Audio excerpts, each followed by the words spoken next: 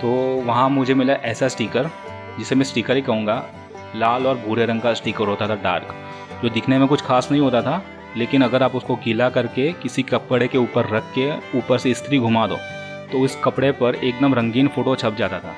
Cartoon हो गए, फूल, फिल्मी चेहरे, क्या कुछ नहीं होता था, पूरा मल्टी कलर। तो भाई तहलका मच गया था, तहलका हमारे स्कूल में। मेरे दिमाग ने तो काम करना बंद कर दिया था इस कॉन्सेप्ट को देखकर।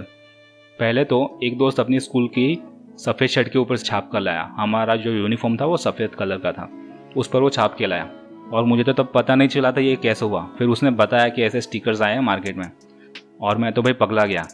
और घर से मिलते थे ज़्यादा से ज़्यादा 8 आने। तो भाई मैंने अपनी मम्मी से अठन्नी मांगी और अपनी एक छुपी हुई एफडी थी 1.5 रुपये की, वो तोड़ी और ये स्टिकर में लेकर के आया। और मुझे याद है वो था टेडी बेयर, हाथ में एक बड़ा सा दिल पकड़े हुए। तो उन 2-4-5 दिनों में ही हमारे क्लास में कहो या हमारे स्कूल में लगभग आधे यूनिफॉर्म पर ऐसे छपे हुए स्टिकर्स दिखने लगे मल्टी कलर। अरे भाई आइटम एकदम हिट थी। लेकिन हमारे जो प्रिंसिपल थे, क्लास टीचर, ये सब इतना गुस्सा हो गए और यूनिफॉर्म बदलने की धमकी दी थी। लेकिन तकलीफ़ ये थी यार, हमारे जो पूरा स्कूल था, आधे से ज़्यादा बच्चे वो सब मिडिल क्लास के थे। वो दूसरा यूनिफॉर्म रखते भी नहीं थे, एक ही यूनिफॉर्म होता था जो धोकर वो दूसरे दिन पहन के आते थे। सुबह की स्कूल होती थी हमारी।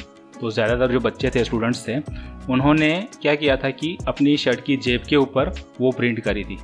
तो उन्होंने तो अपने दूसरे दिन जेब निकाल लिया, फाड़ ली। लेकिन वो लोग बुरी तरह फंस गए जिन्होंने अपने बाजू पर या शर्ट के पीछे प्रिंट किया था। तो सब लोग बहुत बुरी तरह फंस गए थे, और मैंने भी औरों की तरह अपनी जेब कटवा ली लिटरली। तो दोस्तों ये हो गई स्कूल की बातें।